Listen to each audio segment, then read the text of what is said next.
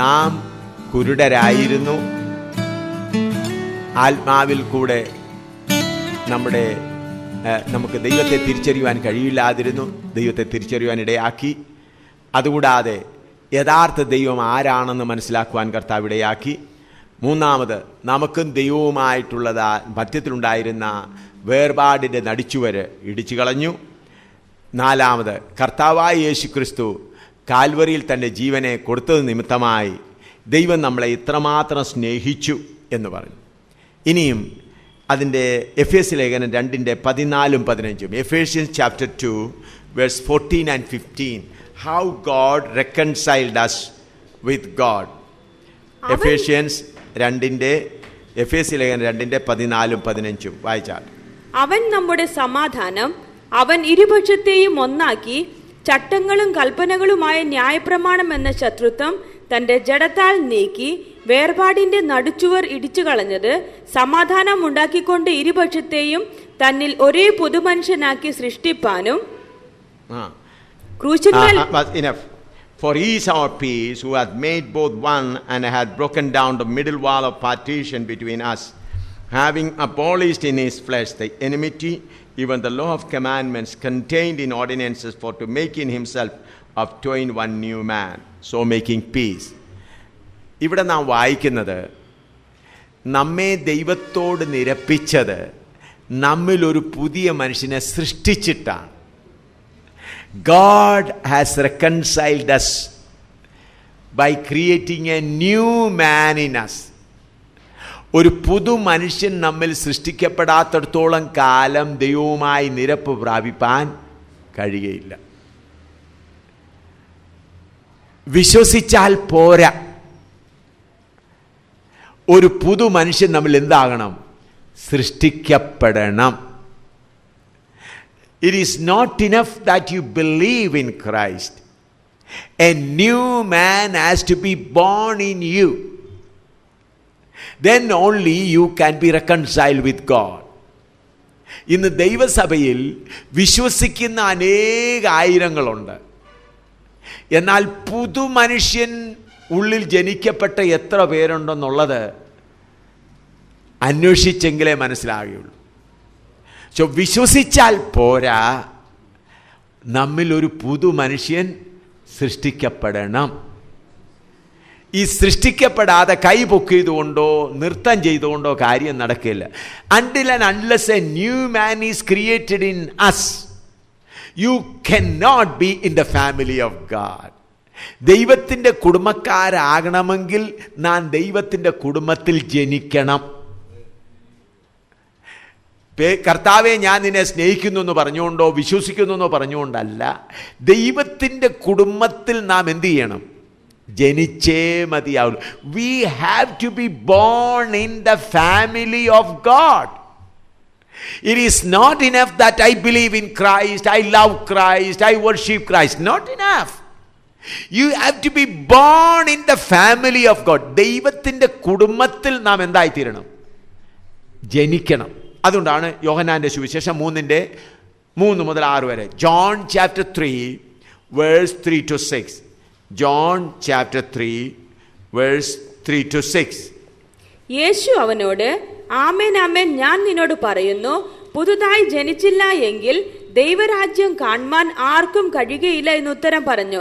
നിക്കോദിമോസ് അവനോട്, മനുഷ്യൻ വൃദ്ധനായ ശേഷം ജനിക്കുന്നത് എങ്ങനെ? രണ്ടാമതും അമ്മയുടെ ഉദരത്തിൽ കടന്ന് ജനിക്കാമോ എന്ന് ചോദിച്ചു. അതിന് യേശു, ആമേൻ ആമേൻ ഞാൻ നിന്നോട് പറയുന്നു, വെള്ളത്താലും ആത്മാവിനാലും ജനിച്ചില്ല എങ്കിൽ ദൈവരാജ്യത്തിൽ കടപ്പാൻ ആർക്കും കഴിയുകയില്ല. ജഡത്താൽ ജനിച്ചത് ജഡമാകുന്നു, ആത്മാവിനാൽ ജനിച്ചത് ആത്മാവാകുന്നു. അതുകൊണ്ട് see here it says, verily verily I say unto thee, except a man be born again, he cannot see the kingdom of God. Then verse 5, verily I say unto thee, except a man born of water and of the Spirit, he cannot enter the kingdom of God. That which is born of the flesh is flesh, and that which is born of the Spirit is spirit. So believing is not enough. വിശ്വസിക്കുക എന്ന് പറഞ്ഞാൽ കാര്യം നടക്കയില്ല. വാസ്തവമായി ഒരു വീണ്ടും ജനനം നടന്നേ മതിയാകുള്ളൂ. ഒരു feeling വന്നതുകൊണ്ട് കാര്യം നടക്കുകയില്ല. ഒരു ഭാവന അല്ലെങ്കിൽ ഒരു വിചാരം വന്നതുകൊണ്ട് കാര്യം നടക്കില്ല. ഉദാഹരണമായി ഒരു ഭാര്യയും ഭർത്താവുമാണ്. അവർ വിവാഹം കഴിച്ചിട്ട് 10 വർഷമായി, മക്കളൊന്നുമില്ല. അപ്പോൾ ഉടനെ ഒരു ദിവസം ആ സഹോദരി പറയുകയാണ്, ഞാൻ ഗർഭിണിയായി എന്നെനിക്ക് തോന്നുന്നു. അപ്പോൾ എല്ലാവരും സ്തോത്രം പറയാം, ഹല്ലേലൂയ. 2 മാസം കഴിഞ്ഞിട്ടും വന്ന് പറയുകയാണ്, ഞാൻ ഗർഭിണിയായി എന്നെനിക്ക് തോന്നുന്നു. അവർ നോക്കിയിട്ട് വേറെ വ്യത്യാസമൊന്നും കാണുന്നില്ല. 6 മാസം കഴിഞ്ഞിട്ടും പറയുകയാണ്, ഞാൻ ഗർഭിണിയായി എന്ന് തോന്നുന്നു. 8-ാം മാസം 9-ാം മാസം അങ്ങനെ പറയുകയാണെങ്കിൽ അവർ പറയും, സഹോദരി നിൻ്റെ തോന്നല, വാസ്തവത്തിൽ നിൻ്റെ ഭർത്താവിൻ്റെ ബീജം നിൻ്റെ അകത്ത് വന്നിട്ടില്ല, നിന്നിൽ കുഞ്ഞ് ജനിച്ചിട്ടില്ല. അതുപോലെ കർത്താവാകുന്ന യേശുക്രിസ്തുവിൻ്റെ രാജ്യത്തിൽ വരുന്നവരിൽ വചനമാകുന്ന വിത്ത് വീണ് അത് കിളിർത്ത് ജനനം നടക്കണം. ഇന്ന് ജനനം നടത്തുന്നില്ല. ഉപരിപ്ലവാത്തിൽ എല്ലാവരും, ഒരാൾ രോഗി സൗഖ്യമായെങ്കിൽ സ്റ്റേജിലേക്ക് സൗഖ്യമായവനെ നടത്തി കഴിയുമ്പോഴത്തേക്ക് എല്ലാവരും കരഞ്ഞില്ല, ഈ യേശുവിനെ ആർക്ക് വേണം, എല്ലാവരും കൈവക്കും. അപ്പോൾ നമ്മൾ വിചാരിക്കും അവരെല്ലാം ആരാണെന്ന്. രക്ഷിക്കപ്പെട്ടവർ അല്ല. വീണ്ടും ജനനം നടക്കുന്നത് വരെയും രക്ഷിക്കപ്പെട്ടിട്ടില്ല. വീണ്ടും ജനനം നടക്കണമെങ്കിൽ ഹൃദയം നല്ലതുപോലെ എന്ത് ചെയ്യണം? ഉഴുതേ മതിയാകെയുള്ളൂ. ഇന്ന് കർത്താവ് പറഞ്ഞൊരു ഉപമ പറഞ്ഞു. വിത്ത് വിതയ്ക്കാൻ പോയി, ഒരാൾ വിതച്ചു, വഴിയരിയെ വീണു. ഒരാൾ വേറൊരു വെച്ച് കല്ലുള്ള സ്ഥലത്ത് വീണു. വേറൊന്ന് കുറച്ച് മുള്ളുള്ളിടത്ത് വീണു, കുറച്ച് ഒരുക്കിയ സ്ഥലത്ത് വീണു. അപ്പോൾ ആരുടെ കുഴപ്പമായത്? വിതച്ചവൻ്റെ കുഴപ്പമാണ്. വിതച്ചവൻ എവിടെ വിതയ്ക്കരുത്? വഴിയരികെ വിതയ്ക്കരുത്, ഉഴണം. അതുകൊണ്ടാണ് പറയുന്നത്, കലപ്പ കയ്യിൽ വെച്ചിട്ട് എന്ത് ചെയ്യണം? പോയിട്ട് ആദ്യത്തെ ഹൃദയത്തെ എന്ത് ചെയ്യണം? ഉഴണം. ഉഴുക എന്ന് പറഞ്ഞാൽ അത് ഇച്ചിരി വിഷമമുള്ള കാര്യമാണ്. അത് ഞാൻ പറയാം. ഉദാഹരണമായി എൻ്റെ പ്രിയ ജോൺ സഹോദരൻ ഒരു 10-60 ഏക്കർ സ്ഥലം കിടക്കുകയാണ്. അപ്പം ഞാനൊരു പാവപ്പെട്ടവൻ അവരുടെ വസ്തുവിൻ്റെ അടുക്കൽ താമസിക്കുക. അപ്പം ഞാൻ നോക്കിയപ്പോൾ ഈ ജോൺ സഹോദരന് 10-60 ഏക്കർ സ്ഥലമുണ്ട്. ഇവിടെ ഒന്നും വിതയുമില്ല, ഒന്നുമില്ല. ഞാൻ ചെറിയ അങ്ങോട്ട് പോകുന്ന വഴി കുറച്ച് വെണ്ടയ്ക്കായുടെ വിത്ത് അങ്ങോട്ട് ഇട്ടേച്ച് പോയാൽ വല്ലതും മഴക്കാലത്ത് കിളിച്ചു വന്നെങ്കിൽ പ്രയോജനമാണല്ലോ. അപ്പം ഞാൻ ചെറുകെ കുറച്ച് വെണ്ടയ്ക്കായുടെ കുരു അരിയും എടുത്തുകൊണ്ട് ഇങ്ങനെ നടന്നു പോയി ഇട്ടുകൊണ്ടിരിക്കുമ്പം ജോൺ സഹോദരൻ വന്ന് ചോദിക്കുക, എന്തുവാ ഇതിലേ പോകുന്നേ, എന്തുവാ ഇവിടെ ചെയ്ത്? ഓ, ഞാൻ ഇതിലേ അങ്ങോട്ട് പോവുകയായിരുന്നു. അപ്പം കുഴപ്പമൊന്നുമില്ല. പുള്ളിക്കാരൻ പോയി 2 മാസം കഴിഞ്ഞ് വന്നപ്പോൾ അവിടെ 1-2 വെണ്ടയൊക്കെ കിളുത്ത് നിർത്തിപ്പോണ്ട് അതിൻ്റെ കുറച്ചൊക്കെ പറിച്ചപ്പോൾ 1 കിലോ 2 കിലോ വെണ്ടയ്ക്ക കിട്ടി. സ്വത്രം പോന്നു. അത് വരുന്ന പരിപാടിയാണ്. എന്നാൽ വാസ്തവമായിട്ട് വിതയ്ക്കേണ്ടത് എന്താ അറിയാമോ? അവിടെ കുറച്ച് സ്ഥലമെടുത്ത് കലപ്പ കൊണ്ടുവന്ന് അവിടെ ഉഴണം. ഞാൻ കലപ്പയും കൊണ്ട് ജോണിൻ്റെ സഹോദരൻ്റെ സ്ഥലത്ത് ചെന്ന് വിടാൻ തുടങ്ങിയാൽ ജോൺ സഹോദരൻ സമ്മതിക്കുമോ? ജോൺ സഹോദരൻ ചോദിക്കും, നീ ആരാ ഇവിടെ വിടാൻ കഴിയുള്ളവൻ? എന്നെ അടിച്ചോടിക്കും. അല്ലെങ്കിൽ ജോൺ സഹോദരനെ പിടിച്ച് കെട്ടിയിട്ട് ഉഴുവാൻ എനിക്ക് എന്തുണ്ടാകണം? അധികാരമുണ്ടാകണം, ബലമുണ്ടാകണം. അതുപോലെ ഈ ലോകം മുഴുവനും ദുഷ്ടൻ്റെ അധീനത്തിൽ കിടക്കുകയാണ്. അപ്പോൾ ഏതെല്ലാം ശക്തിയുടെ കീഴിൽ കിടക്കുന്നുവോ ആ ശക്തികളെ പിടിച്ചു കെട്ടിയിട്ടല്ലാതെ ഒരു മനുഷ്യൻ്റെ ഹൃദയത്തിലെ ഉഴുതൽ നടത്തുവാൻ കഴിയയില്ല.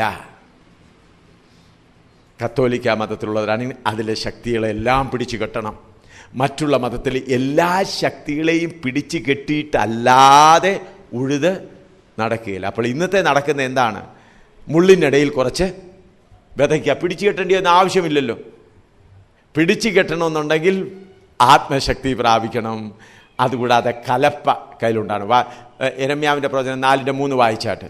ജെരമ്യ 4:3 ജെരമ്യ 4:3 വായിച്ചാട്ട്.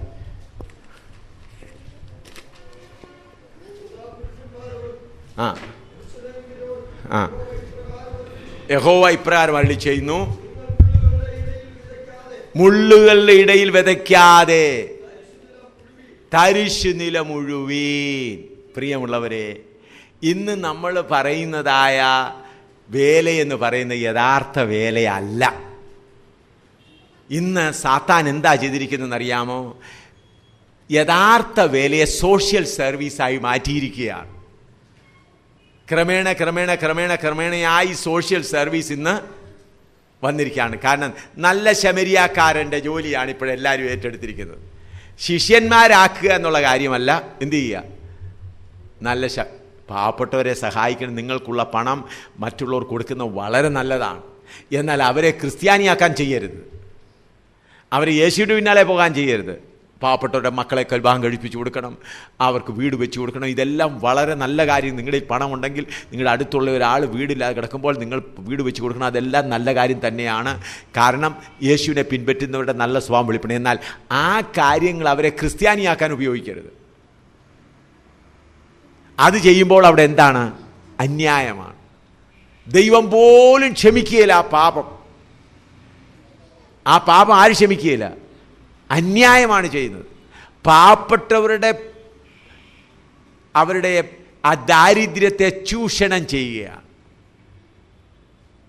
വാസ്തവത്തിൽ ദൈവവചനം നാം അവരുടെ ഹൃദയത്തിലേക്ക് പാപത്തെക്കുറിച്ച് പറഞ്ഞു കഴിയുമ്പോൾ അവരുടെ ഹൃദയം ഉഴപ്പെടും. How to preach the word of God? First you have to take the plow and plow the field. Tell them about their sin, convict them about their sin, and then sow the seed. പാപത്തെക്കുറിച്ച് പറഞ്ഞ് എനിക്ക് രക്ഷകനെ ആവശ്യമാണേ എന്ന് പറയുന്നത് വരെ രക്ഷ വരികയില്ല. എനിക്ക് സഹായകൻ ആവശ്യമാണേ, യേശുവേ എന്നെ സഹായിക്കണേ, എനിക്ക് രോഗമാണ് എന്നെ സഹായിക്കണേ, എൻ്റെ കുടുംബത്തിൽ 3 പെൺകുഞ്ഞുങ്ങളെ വിവാഹം കഴിപ്പിച്ചിട്ടില്ല ഞങ്ങളെ സഹായിക്കണേ, ഞങ്ങൾക്ക് വീടില്ല ഞങ്ങളെ സഹായിക്കണേ എന്ന് പറഞ്ഞാൽ രക്ഷ വന്നില്ല സഹോദരാ. രക്ഷ എപ്പോൾ വരും? ദൈവമേ ഞാൻ നരകത്തിലേക്ക് പോകുന്നു, എൻ്റെ പാപം എന്നെ വലിച്ചുകൊണ്ട് പോകുന്നു, എന്നെ വലവിധത്തിലും വിടുവിക്കണമേ, എനിക്കിനി പാപം വേണ്ട, യേശുവേ എനിക്ക് നിന്നെ മതി. അങ്ങനെ പറയുന്നിടത്താണ് രക്ഷ നടക്കുന്നത്. ഇന്നത്തെ വിശ്വാസികളിൽ എത്ര പേര് രക്ഷിക്കപ്പെട്ടവരാണെന്ന് കാഹളം ധ്വനിക്കുമ്പോൾ മാത്രമേ മനസ്സിലാകുകയുള്ളൂ. നിങ്ങൾ വാസ്തവത്തിൽ ചിന്തിച്ചോടെ, നിങ്ങൾക്ക് പുറന്നു പോയാലും ഞായറാഴ്ച ദിവസം രാവിലെയാണ് കർത്താവ് വരുന്നതെങ്കിൽ നിങ്ങൾ പോയി കഴിഞ്ഞിട്ട് എന്നാലും നല്ലൊരു കൂട്ടം ആരാധനയ്ക്ക് സ്ഥാനത്ത് കാണും. ആരാധനയ്ക്ക് നല്ലൊരു കൂട്ടം കാണും, ഭൂരിഭാഗം കാണും അവിടെ. മറ്റേ എല്ലാവരും നമ്മളെല്ലാം കാണും. അപ്പം അന്നേരം ചോദിക്കും പാസ്റ്റർ എവിടാ, പാസ്റ്റർ വരുന്നത്? പാസ്റ്റർ ഇന്ന് ചിലപ്പോൾ ഇത്ര താമസിച്ചായിരിക്കും വരുന്നത്. നിങ്ങൾ പോയി കഴിഞ്ഞാൽ നിങ്ങളുടെ നല്ലൊരു കൂട്ടം ഇവിടെ കാണും. ആരാധന ആളിൽ പാട്ടും പാടി അവർ എല്ലാം യേശുവേ എനിക്കെല്ലാം യേശുവേ എന്ന് പറഞ്ഞ് പാട്ടും പാടി സന്തോഷിച്ചുകൊണ്ടിരിക്കും. കാരണം എന്ത് നടന്നിട്ടില്ല? വീണ്ടും ജനനം നടന്നിട്ടില്ല. ഹല്ലേലൂയ. വീണ്ടും ജനനം നടന്നു കഴിഞ്ഞാൽ അത് വീണ്ടും ജനനം എങ്ങനെയാണ് നടക്കുന്നത്? How we R born again. 1 Peter chapter 1 verse 23. 1 പത്രോസ് 1:23 ഒന്ന് വായിച്ചാട്ട്. 1 പത്രോസ് 1:23. 1 Peter chapter 1 verse 23. കെടുന്ന ബീജത്താലല്ല, കെടാത്തതിനാൽ ജീവനുള്ളതും നിലനിൽക്കുന്നതുമായ ദൈവവചനത്താൽ തന്നെ നിങ്ങൾ വീണ്ടും ജനിച്ചിരിക്കുന്നു. Being born again, not of corruptible seed, but of incorruptible by the word of God which liveth and abideth forever. പ്രിയമുള്ളവരെ, വീണ്ടും ജനനം നടക്കുക എന്ന് പറയുന്നത് വീണ്ടും വായിച്ചാട്ടത്. കെടുന്ന ബീജത്താലല്ല, കെടുന്ന ബീജമല്ല, കെടാത്തതിനാൽ കെടാത്തതും ജീവനുള്ളതും നിലനിൽക്കുന്നതുമായ ദൈവവചനത്താൽ തന്നെ. ഒന്നുകൂടെ വായിച്ചാൽ കെടുന്ന ബീജത്താലല്ല, കെടാത്തതിനാൽ. കെടാത്തതിനാൽ അങ്ങനെയാണോ എഴുതി? കെടാത്തതും എന്നാ വരേണ്ടത്. കെടാത്തതും ജീവനുള്ളതും നിലനിൽക്കുന്നതുമായ ദൈവവചനത്താൽ തന്നെ നിങ്ങൾ വീണ്ടും. ഒരാൾ വീണ്ടും ജനിച്ചു. When a man is born again, it is not a feeling, it is a fact. And that seed is a strong seed, incorruptible seed. Nobody can put down that seed. നമ്മൾ വരുന്ന വീണ്ടെടുപ്പിൻ്റെ ആ വിത്തെന്ന് പറഞ്ഞാൽ അതകത്ത് വന്നു കഴിഞ്ഞാൽ RSSകാരനോ ശിവസേനക്കാരനോ ഒരുത്തർക്കും അത് എടുത്തു കളയാൻ കഴിയുകയില്ല. അതാണ് ആ വിത്ത്. ഞങ്ങൾ കാണുന്നതാണ്. ഞങ്ങൾ അവിടെ വടക്കേ ഇന്ത്യയിൽ ഇപ്പോൾ ആയിരക്കണക്കിന് ആളുകൾ രക്ഷിക്കപ്പെടുന്നു. ചിലർ ക്രിക്കറ്റ് ബാറ്റ് കൊണ്ട് എൻ്റെ അടി കൊണ്ടിട്ടാണ് ആരാധനയ്ക്ക് വരുന്നത്. ഹോക്കി സ്റ്റിക്കിൻ്റെ അടി എന്തുമാത്രം, ശരീരം എന്ത് മുറച്ച്, തലയൊക്കെ എന്തും. കഴിഞ്ഞ വർഷം കുരുക്ഷേത്രയിൽ ഒരു സിഖ് കുടുംബത്തിൽ നിന്ന് രക്ഷിക്കപ്പെട്ടു വന്നു. അവൻ്റെ പുറത്തെ തൊലി, ഇവിടെ മുതലുള്ള തൊലി എന്ത് ചെയ്തു, അങ്ങ് ഇവിടെ കഴുത്ത് നിന്ന് ഇവിടുന്ന് തൊലി കീപ്പോട്ട് ഇവിടെ വരെ അങ്ങ് ഉരിച്ചു വെച്ചിരിക്കുക. തൊലി അങ്ങ് ഉരിച്ചു. എന്നെക്കൊണ്ട് കാണിച്ചപ്പോൾ തന്നെ എനിക്ക് തന്നെ നോക്കിയപ്പോൾ വളരെ വിഷമം തോന്നി. സിഖ് മതത്തിൽ നിന്ന് രക്ഷിക്കപ്പെട്ടു വന്നവൻ. അപ്പം ഞാൻ ചോദിച്ചു, എന്താണ് സഹോദര? ഉടനെ പറഞ്ഞു, യേശു എനിക്ക് മതി. ഞാൻ അവൻ്റെ പുറത്ത്, അപ്പോൾ ഈ എണ്ണ പുരട്ടാനൊക്കെയല്ല, ഇങ്ങനെ എണ്ണ കുറച്ച് അങ്ങനോട്ട് ഇങ്ങനെ സ്പ്രെഡ് ചെയ്തു. കാരണം മുഴുവൻ തൊലി ഉരിച്ചിരിക്കുക. അവൻ്റെ സ്വന്തക്കാർ തന്നെ ചെയ്തതാണ്. അങ്ങനെ ഇരുന്നപ്പോൾ എൻ്റെ കണ്ണിൽ മുൻപിൽ തന്നെ ഞാൻ കണ്ടു ആ തൊലികളൊക്കെ അതെല്ലാം ക്രമമായി പെട്ടെന്ന് സൗഖ്യമാണ്. പൂർണ്ണ സൗഖ്യമല്ല, ഒരു 70% അവിടെ വെച്ച് തന്നെ എന്തായി, സൗഖ്യമായി. അത്രയും തൊലി ഉരിഞ്ഞിട്ടും അവൻ എന്താ പറയുന്നത്? എനിക്കാര് മതി? യേശു മതി എന്ന് പറയും. എന്ന് പറഞ്ഞാൽ അകത്തെന്ത് കടന്നു? ജീവനുള്ള, കെടാത്തതും ജീവനുള്ളതുമായ വിത്ത് കടന്നു. ഇന്ന് ദൈവമക്കൾ രക്ഷിക്കപ്പെട്ടതിന് ശേഷം പുറകെ നിന്ന് തള്ളണം. ആരാധനയ്ക്ക് വരുന്നില്ലയോ സഹോദര? കൂട്ടായ്മയ്ക്ക് വരുന്നില്ലയോ? ഞാൻ അങ്ങോട്ട് പോയാൽ ഇന്ന് എൻ്റെ വീട്ടിൽ വിരുന്നുകാർ വന്നു, അതുകൊണ്ടാണ് വരാഞ്ഞത്. സഹോദരന്മാരെ, ഫീലിംഗ് ആ രക്ഷ നടന്നില്ല. See, when a person, the seed has come, nobody need to compel him. Nobody need to encourage him. That seed is so strong. And what is that seed? ആ വിത്ത് എന്താണ്? യോഹന്നാന്റെ സുവിശേഷം 1-1 വാക്യം. John, what is that seed? John 1:1. ആദിയിൽ വചനമുണ്ടായിരുന്നു, വചനം ദൈവത്തോടു കൂടെ ആയിരുന്നു, വചനം ദൈവമായിരുന്നു. അപ്പോൾ വചനമാകുന്ന വി എന്ന് പറഞ്ഞാൽ ആരാ അകത്ത് വന്നിരിക്കുന്നത്? യേശുവാണ് അകത്ത് വന്നിരിക്കുന്നത്. Who has come inside? Jesus Christ. അങ്ങനെ വരാത്തത് കൊണ്ടാണ് ഇന്ന് ദൈവമക്കൾ എന്ന് പറയുന്നത് പകുതി ചത്തതും പകുതി ചാകാത്തതുമായിരിക്കുന്നത്. ഞങ്ങളുടെ അവിടെ എന്തുമാത്രം എതിർപ്പുകൾ ഉണ്ടാകുന്നു. ആരാധനയ്ക്ക് വന്നിച്ച് മടങ്ങിപ്പോകുമ്പോൾ ചില ബ്രാഹ്മണ കുടുംബത്തിൽ ചെല്ലുന്നുണ്ടെ അടിച്ച് മൂക്കിക്കൂടെ രക്തം വരുത്തുക. എന്നാലും അടുത്ത ഞായറാഴ്ച വീണ്ടും ആരാധനയ്ക്ക് വരും. എത്ര എതിർപ്പ് വന്നാലും. അതുകൊണ്ട് ഞങ്ങൾ കണ്ടുകൊണ്ടിരിക്കുന്നതാണ് ഈ വചനമാകുന്ന വിത്ത്. അത് അകത്തെപ്പോൾ പോകും?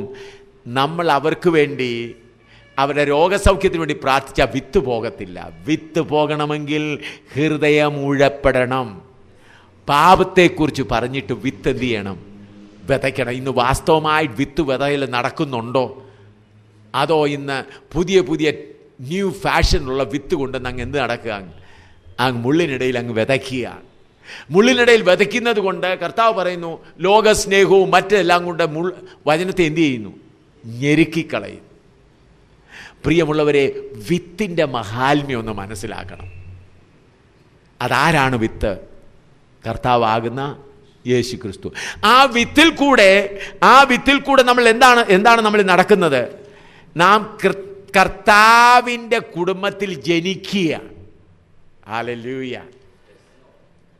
സാത്താന്റെ കുടുംബത്തിൽ നിന്ന് വേർപെട്ട് കർത്താവിന്റെ കുടുംബത്തിൽ ജനിക്കുകയാണ്. See, through born again means, what do you mean by born again? Means born in the family of God. ദൈവത്തിന്റെ കുടുംബത്തിൽ ജനിക്കുക. അപ്പോൾ നാം ദൈവത്തിന്റെ കുടുംബത്തിലായത് എങ്ങനെയാണ്? ബൈ ബർത്ത്, ജനനത്താൽ. ക്രിസ്തു എന്ന വചനമാകുന്ന വിത്ത് വന്നിട്ട് എവിടെ തീർന്നിരിക്കുക? ദൈവത്തിൻ്റെ കുടുംബത്തിലായിരിക്കുക. ദൈവത്തിൻ്റെ കുടുംബത്തിലായിരിക്കുന്നവരെല്ലാം ആരാണ്? ദൈവമക്കൾ. അത് പെട്ടെന്ന് ചില വാക്യങ്ങളുടെ വായിച്ചാട്ട്. എഫേസ്യനെ കൊലോസ്യർ ലേഖനം 3:10. കൊലോസ്യൻസ് 3:10. തന്നെ സൃഷ്ടിച്ചവന്റെ പ്രതിമ പ്രകാരം പരിജ്ഞാനത്തിനായി പുതുക്കം പ്രാപിക്കുന്ന പുതിയ മനുഷ്യനെ ധരിച്ചിരിക്കുന്നുവല്ലോ. ഒന്നുകൂടെ വായിച്ചാട്ടെ. 3:10. യെസ്, ഒന്നുകൂടെ വായിച്ചാട്ടെ. കൊലോസിയർ 3:10. നിങ്ങൾ പഴയ മനുഷ്യനെ അവന്റെ പ്രവൃത്തികളോടുകൂടെ ഉരിഞ്ഞു കളഞ്ഞ് തന്നെ സൃഷ്ടിച്ചവന്റെ പ്രതിമ പ്രകാരം പരിജ്ഞാനത്തിനായി പുതുക്കം പ്രാപിക്കുന്ന പുതിയ മനുഷ്യനെ ധരിച്ചിരിക്കുന്നുവല്ലോ. And put on the new man which is renewed in knowledge after the image him that created him. അപ്പോൾ നമ്മിൽ ജനിക്കുന്നവൻ പുതിയ മനുഷ്യൻ ആരുടെ സ്വരൂപത്തിലുള്ളതാ? ദൈവത്തിൻ്റെ സ്വരൂപത്തിലുള്ള പുതിയ മനുഷ്യനാണ്. ഇപ്പോൾ എൻ്റെ മകൻ ഫിന്നി ഇവിടെ ഇരിക്കുന്നു. എൻ്റെ മകനാണോന്ന് ആരാണെന്ന് ആദ്യം തേടി നടക്കേണ്ട ആവശ്യമില്ല. എൻ്റെ മുഖച്ചായും അതെല്ലാം കാണുമ്പോൾ എല്ലാവർക്കും അറിയാം ഇതായാണ് ആരുടെ മകൻ, AM ശാമുലിൻ്റെ മകൻ. ഈ മനുഷ്യരായ നമ്മുടെ ബീജത്തിന് ഇത്രയും ശക്തി ഉണ്ടെങ്കിൽ വലിയവനായ ദൈവത്തിൻ്റെ വചനമാകുന്ന വിത്ത് വന്നു കഴിഞ്ഞാൽ നമ്മുടെ രൂപം എങ്ങനെയായിരിക്കും? യേശുവിനെ പോലെയുള്ള രൂപം നമ്മുടെ ഉള്ളിലുണ്ട്. അത് മനസ്സിലാക്കണം. എന്തുകൊണ്ടാണ് സ്വർഗത്തിലെ ദൂതന്മാർ നമുക്ക് കാവലായിരിക്കുന്നത്? നമ്മിലൊരു പുതിയ മനുഷ്യൻ ജനിക്കപ്പെട്ടു, ക്രിസ്തുവിൻ്റെ കുടുംബത്തിലെ ജനിക്കപ്പെട്ടു. We are royal family. Royal family എന്ന് പറഞ്ഞാൽ അവരുടെ സ്ഥാനവും വളരെ കുറവാണ്. അതിനേക്കാൾ എത്രയോ ഉയർന്ന രീതിയിലാണ് നമ്മുടെ സ്ഥാനം എന്നുള്ളത്. ഇനിയും എഫേസ്യർ 4:24 വായിച്ചാട്ട്. എഫേസ്യർ 4:24. എഫേഷ്യൻസ് 4:24. സത്യത്തിന്റെ ഫലമായ നീതിയിലും വിശുദ്ധിയിലും ദൈവാനുരൂപമായി സൃഷ്ടിക്കപ്പെട്ട പുതു മനുഷ്യനെ ധരിച്ചുകൊള്ളുവിൻ. സത്യത്തിൽ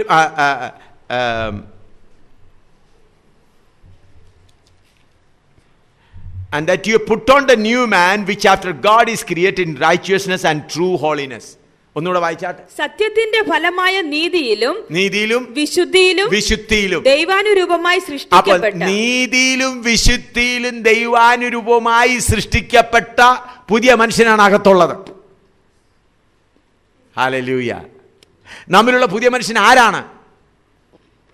ദൈവത്തെ പോലുള്ളവനാണ്.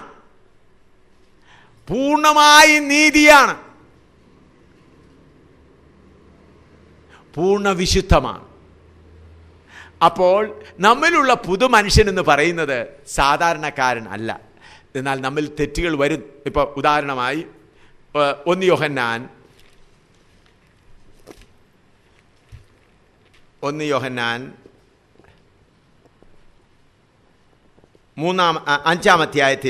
അധ്യായത്തിൻ്റെ 9 വായിച്ചാൽ. 1 യോഹന്നാൻ 3:9. 1 John chapter 3 verse 9.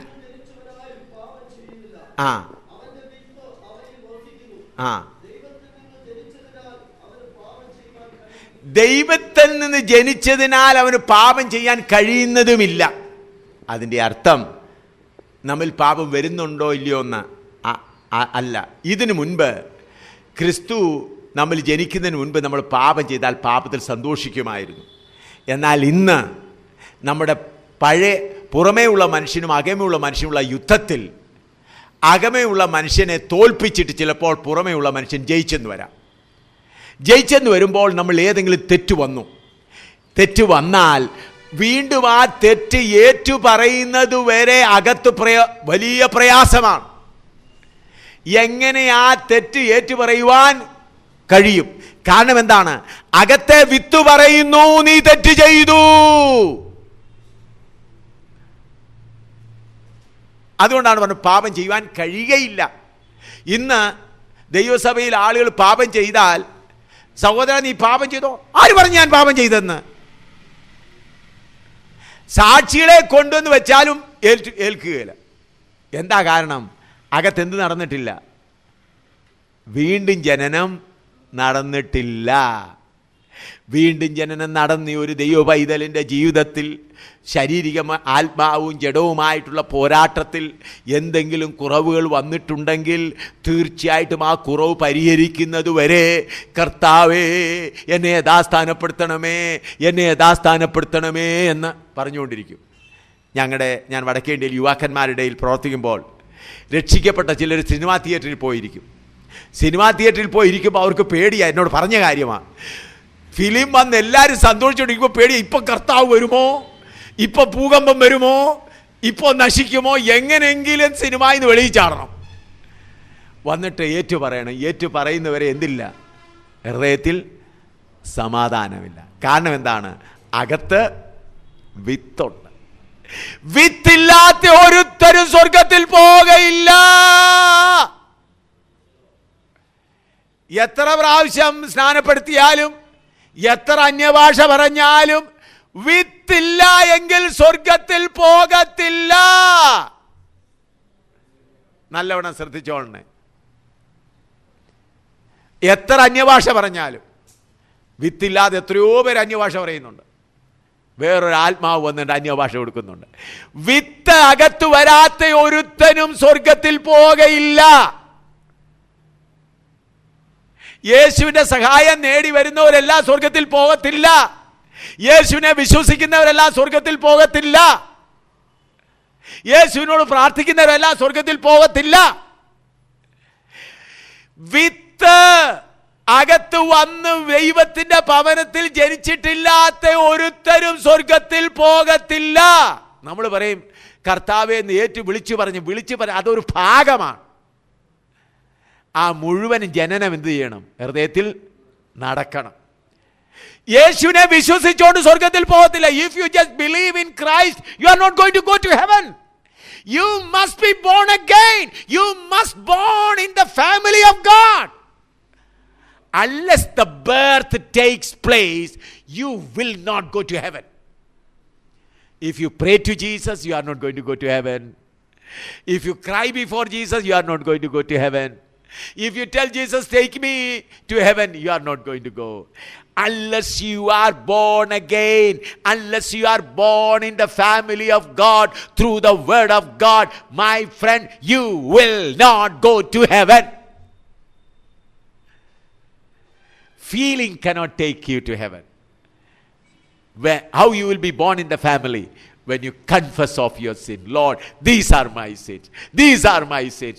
These are my sins. These are my sins. I am going to hell. Oh Savior, save me. I confess my sin. I cry for my sin. I repent for my sin. Savior, save me. Until and unless you come to that stage, Christ is not going to be born in you. You will not be born again. By just believing in Christ, it will not help. You have to confess your sin. You have to get convicted in your conscience. I did this sin. I did this sin. I did this sin. I did this sin. I did this mistake. I did this mistake. Oh, who can save me? If Christ won't save me, I will go to hell. If I die now, the hell fire, the lake of fire is before me. I'll be going to hell. Lord, I'm a sinner. I don't want sin, Lord. I confess. Until and unless that prayer comes from your broken heart, you are not saved. You will not go to heaven. Don't think that everyone that prays to Jesus Christ will go to heaven. No, sir. No, not at all. People will say, everyone that call on the name of the Lord Jesus Christ shall be saved. Why you should call on? Lord, I am a sinner. I need salvation. Unless you call on God. So we must do things. Then when a person is born in the family of God, what is his right? Romans 8:16 and 17. Romans 8:16 and 17.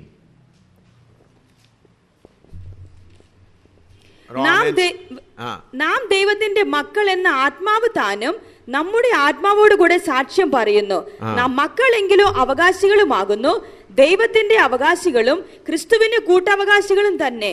നാം അവനോട് കൂടെ തിരസ്കരിക്കപ്പെടേണ്ടതിന് അവനോട് കൂടെ കഷ്ടം അനുഭവിച്ചാൽ അത്രേ. The Spirit itself beareth witness with our spirit that we are the children of God.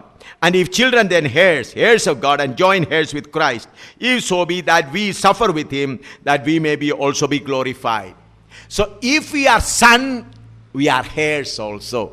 നമ്മൾ മക്കളാണെങ്കിൽ, ജനിക്കപ്പെട്ടുവെങ്കിൽ നമുക്ക് എന്തുണ്ട്? അവകാശമുണ്ട്. ഗലാത്യ ലേഖനം 4:6-7. Galatians chapter 4 verse 6 and 7.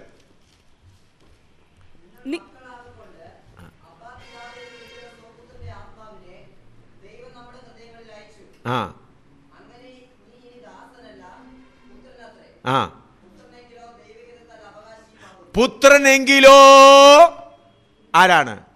അവകാശിയാണ്. And because you are sons, God has sent the Spirit of His Son into your hearts, crying, Abba, Father. Wherefore, thou art no more a servant, but a son. And if a son, then an heir of God through Christ. ഇവിടെ ശ്രദ്ധിക്കണം, ഞാൻ പെട്ടെന്ന് നിർത്താം, 8:30 തന്നെ നിർത്തും. ഇന്നത്തെ ദൈവസഭയ്ക്ക്, ദൈവമക്കൾക്ക് പറ്റിയിരിക്കുന്ന വലിയൊരു തെറ്റ്, വലിയൊരു അപകടം, അല്ലെങ്കിൽ അവർക്ക് പറ്റിയിരിക്കുന്ന വലിയൊരു ചതിവ്, അവരുടെ പുത്രത്വത്തെക്കുറിച്ച് ഓർമ്മയില്ല. അവരുടെ പുത്രത്വത്തെക്കുറിച്ചുള്ള അറിവ് അവർക്കില്ല. അവരാരാണെന്ന് അവർക്ക് അറിഞ്ഞുകൂടാ. ഇവിടെ പറയുന്നു പുത്രനെങ്കിലും ആരാണ്? അവകാശികളാണ്. ക്രിസ്തുവിനോടുകൂടെ കൂട്ടവകാശികൾ. അപ്പോൾ പുത്രനായ ഒരാൾക്ക്, ഉദാഹരണമായി ഞാൻ ഇന്ന് പകൽ പറഞ്ഞു, എൻ്റെ മകനാണ് ഫിന്നി. ഇവിടെ ഉണ്ട്. ഞാൻ വീട്ടിൽ നിന്ന് ആഹാരം കഴിക്കുമ്പോൾ എൻ്റെ മകൻ വെളിയിൽ നിന്നുകൊണ്ട്, പപ്പാ എനിക്കിവിടെ കുറച്ച് ചോറ് തരണേ, പപ്പാ എന്ന് പറഞ്ഞ് കൊട്ടുകയാണ്. പപ്പാ വാതിൽ തുറക്കണേ, എനിക്കിവിടെ ചോറ് തരണേ, എനിക്ക് വിശക്കുന്നു എന്ന് പറയുമ്പോൾ എനിക്ക് സന്തോഷമാണോ ഉണ്ടാകുന്നത്, ദുഃഖമാണോ ഉണ്ടാകുന്നത്? പറഞ്ഞാട്ട്, നിങ്ങൾ പറഞ്ഞാട്ട്. എന്തുകൊണ്ടാണ് ദുഃഖം ഉണ്ടാകുന്നത്?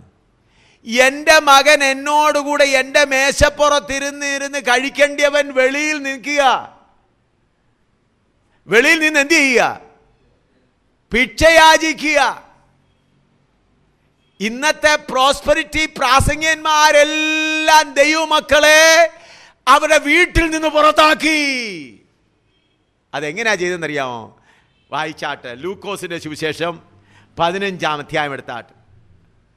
ലൂക്കോസിന്റെ സുവിശേഷം 15 എടുത്താട്ട്. 15-ന്റെ 11 മുതൽ 13 വരെ വായിച്ചാട്ട്. പിന്നെയും അവൻ പറഞ്ഞത്, ലൂക്ക് ചാപ്റ്റർ 15 verse 11 to 13. പിന്നെയും അവൻ പറഞ്ഞത്, ഒരു മനുഷ്യന് 2 പുത്രന്മാരുണ്ടായിരുന്നു.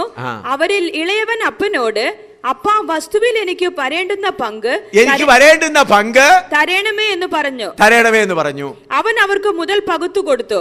ഏറെ നാൾ കഴിയും മുമ്പേ ഇളയ മകൻ സകലവും സ്വരൂപിച്ച് ദൂരദേശത്തേക്ക് യാത്രയായി അവിടെ ദുർനടപ്പുകാരനായി ജീവിച്ചു വസ്തു നാനാവിധമാക്കി കളഞ്ഞു.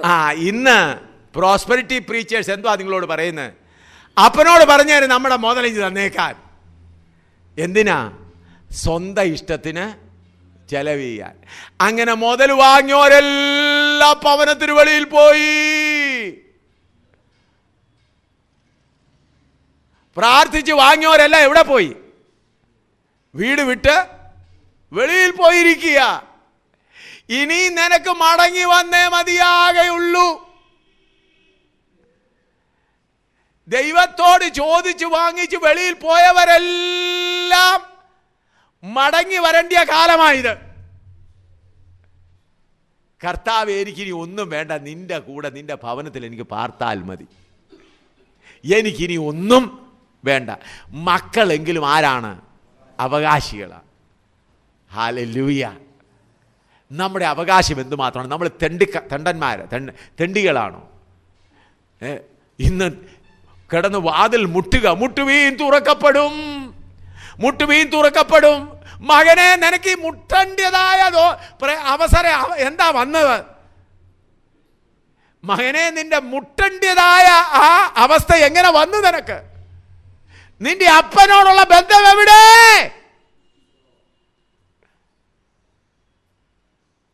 പ്രിയമുള്ളവരെ, ഇവരെഴുതിയ പുസ്തകങ്ങളെല്ലാം സാത്താനാൽ എഴുതി ദൈവസഭയിലുള്ളവരെ ദൈവഭവനത്തിൽ നിന്ന് എവിടെ ആക്കി?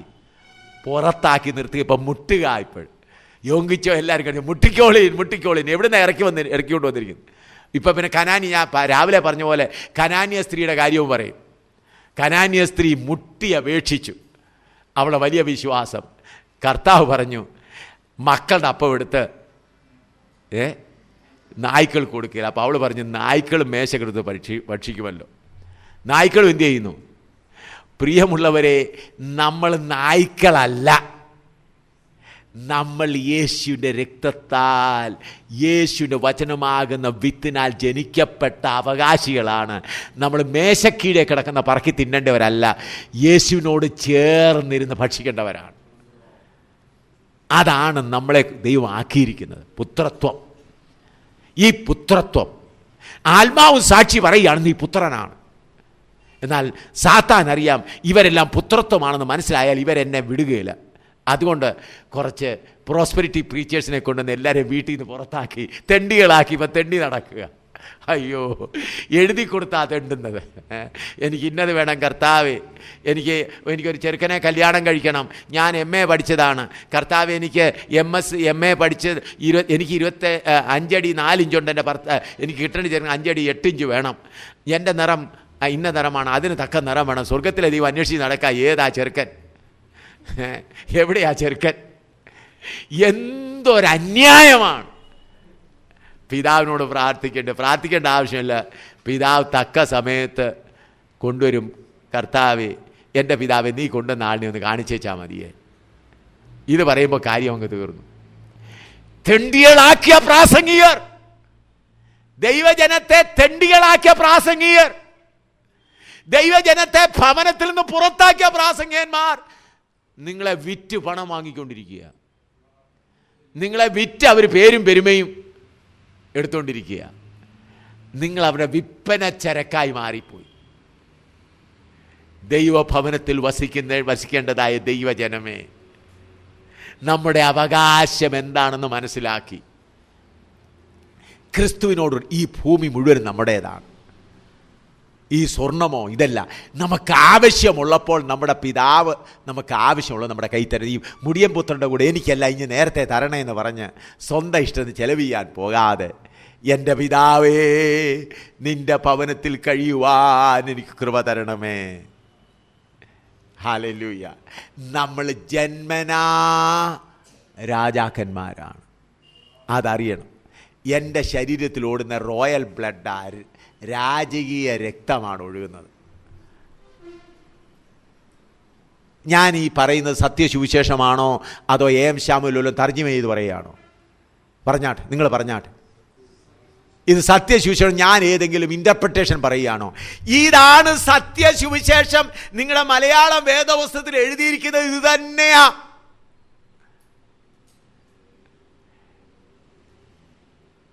നമ്മുടെ പെന്തക്കോസിൻ്റെ ആദിമകാലത്തുള്ള വിശുദ്ധന്മാർ മക്കളായിരുന്നതുകൊണ്ട് അവർ ഭൂലോകത്തെ കീഴ്മേൽ മറിച്ചു. പെന്തക്കോസിൻ്റെ ആരംഭകാലത്ത് അഥവാ ദൈവസഭയുടെ ആരംഭകാലത്ത് ഓർക്കുമ്പോൾ നാം വായിക്കുന്നു, ഭൂമിയെ കീഴ്മേൽ മറിക്കുന്നവർ ഇവിടെയും വന്നു. ഹല്ലേലൂയ. ദൈവജനമേ, നമ്മുടെ പുത്രത്വം ഒന്ന് മനസ്സിലാക്കണമേ. നിങ്ങളുടെ അവകാശം ഒന്ന് മനസ്സിലാക്കുക. നമ്മുടെ സ്വയത്തിൻ്റെതായ കാര്യങ്ങളെല്ലാം മാറ്റി സ്വന്തം ഇഷ്ടത്തിന് വേണ്ടി ചെലവാക്കുന്നതെല്ലാം മാറ്റി ഇവിടെ നിന്ന് പുത്രനെങ്കിലോ അവകാശികളും. സൂര്യൻ്റെ മേൽ നമുക്ക് അവകാശമുണ്ട്, നക്ഷത്രങ്ങളുടെ മേൽ നമുക്ക് അവകാശമുണ്ട്. നിങ്ങൾ ചോദിക്കുന്ന അവകാശം ഇവിടെ കാണുന്ന 5-10 രൂപയുടെ സാധനം അല്ല സഹോദര. സൂര്യൻ്റെ മേൽ നിങ്ങൾക്ക് അവകാശമുണ്ട്, നക്ഷത്രങ്ങളുടെ മേൽ നിങ്ങൾക്ക് അവകാശമുണ്ട്, സകല ഗോളങ്ങളുടെ മേലും നിങ്ങൾക്ക് അവകാശമുണ്ട്, സകല ജന്തുക്കളുടെ മേലും അവകാശമുണ്ട്, സകല ജാതികളുടെ മേലും അവകാശമുണ്ട്, സകല ഭൂമിയിന്മേലും നമുക്ക് അവകാശമുണ്ട്. നമ്മൾ രാജാക്കന്മാരാണ്, നമ്മൾ ദൈവത്തിൻ്റെ പുത്രന്മാരാണ്. ഈ സർവ്വഭൂമിയും പുത്രന്മാരുടെ വെളിപ്പാടിന് വേണ്ടി കാത്തിരിക്കുകയാണ്. ആകയാൽ തിരുസഭയെ, ദൈവത്തിൻ്റെ സഭയെ ഭവനത്തിലേക്ക് മടങ്ങി വരിക. നിങ്ങൾ ആരെങ്കിലും ഭവനത്തിൽ നിന്ന് വെളിയിലാണെങ്കിൽ മടങ്ങി വരിക. നിങ്ങൾ ആരെങ്കിലും ഭവനത്തിലായിരുന്നതിന് ശേഷവും കണ്ണ് കെട്ടപ്പെട്ടിരിക്കുകയാണ്. ഇന്ന് നിങ്ങളുടെ കണ്ണ് കെട്ടിയിരിക്കുന്ന കണ്ണ് കെട്ടലെല്ലാം അഴിച്ചുവിടണം. അഴിച്ചുവിട്ട് ഞാൻ എൻ്റെ പിതാവിൻ്റെ ഭവനത്തിലാണ്. ഒരുപക്ഷെ നിങ്ങൾ ഭവനത്തിൽ നിന്ന് വെളിയിൽ പോയി കാണുകയില്ല. ചിലപ്പം ഭവനത്തിനകത്ത് പാർക്കുമ്പോൾ തന്നെ എങ്ങനെയാണ് കണ്ണ് കെട്ടിരിക്കുക? ഞാൻ ആരാണ്? ഹല്ലേലൂയ. കർത്താവായ യേശു ക്രിസ്തു എന്നെ എവിടെയാണ് കൊണ്ടുവന്നത്? എന്നെ ദൈവത്തിൻ്റെ ഭവനക്കാരനാക്കി തീർത്തു. Brothers, sisters, we should understand what great thing God has done. He made us sons. And when He made us sons, He made us heirs also. Right for everything. The whole world belongs to us. The planets belongs to us. Sun belongs to us. Stars belongs to us. All the seas belongs to us. All the birds and animals belongs to us. We are not beggars. What these prosperity preachers did, took out all the children of God from the house of God and made them beggars. They are standing outside and knocking. Father, I am standing outside. Give me something. Give me 10 rupees. Give me $100. Give me a scooter. Give me a car. God, I am your child. Child, if you are a child, why are you standing outside? Why don't you come in? Why don't you get into the house of God? Children of God, let us take our position. Let us take a stand. Lord, you brought me to this place. Then the Father is happy. Tell me, when you stand outside and cry, Father is happy? Is happy? Not at all. He said, why my son is standing outside when he will come in? Prodigal son said, Father, whatever share is to me, give to me. And he took all the share and went and spent for his own way. Then he came into his sense.